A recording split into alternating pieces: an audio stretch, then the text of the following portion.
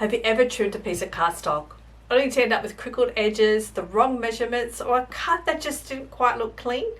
If so, don't worry, you're definitely not alone. And today I'm going to share with you how to use a paper trimmer properly so you can cut your cardstock accurately and confidently every time. Hi, I'm Kristy Coromandel, and I help card makers build their skills and creative confidence so you can create cards that you truly love.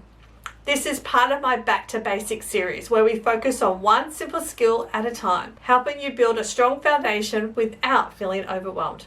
And today we're looking at one of the most used tools in any craft room, the paper trimmer. So before we start cutting, let's quickly look at the different parts of a trimmer.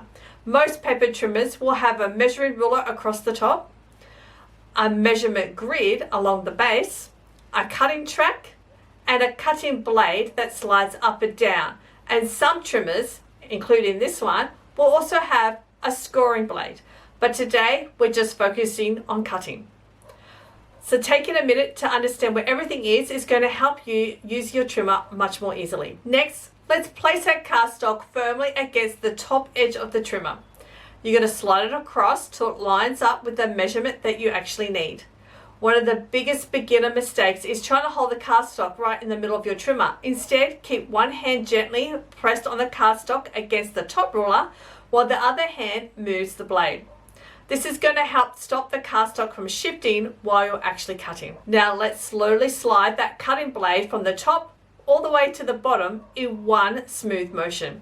There's no need to rush this.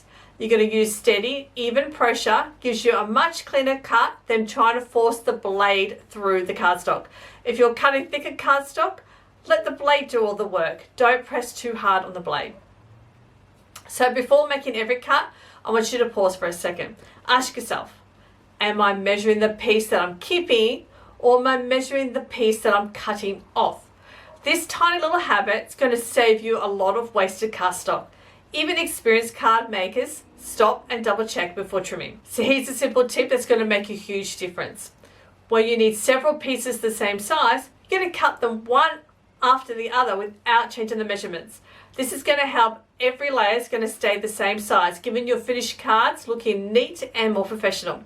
If you notice your cardstock starting to look rough or fuzzy, it might be simply time to replace those cutting blades. A fresh blade makes all the difference. And that's it.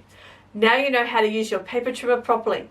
Understand the different parts, line your cardstock correctly, hold it firmly while cutting, use one smooth cutting motion, and always double check your measurements before you cut.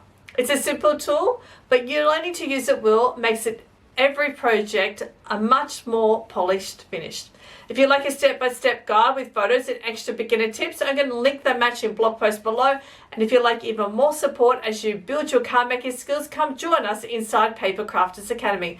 Thanks so much for watching, and I'll catch you in the next episode of our Back to Basics.